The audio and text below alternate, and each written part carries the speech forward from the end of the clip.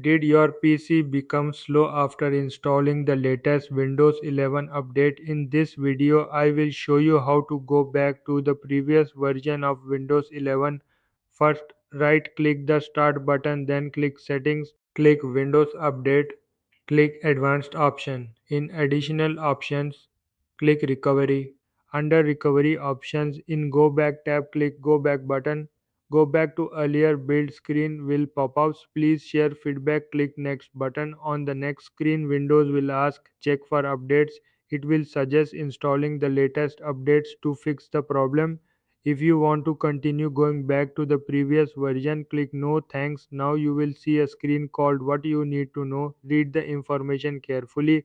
Click next. On the next screen, Windows will remind you not to get locked out. Make sure you remember the password you used before installing the latest update. You may need it after going back. Click Next. You will now see the message. Thanks for trying out this build. Click Go back to earlier build. Your computer will restart and begin restoring the previous version of Windows. Please be patient and keep your PC plugged in during the process.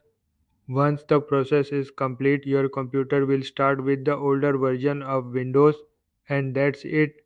That's how you can go back to a previous Windows 11 version if your PC becomes slow after an update. If this video helped you, don't forget to like the video and subscribe for more Windows tips and tutorials.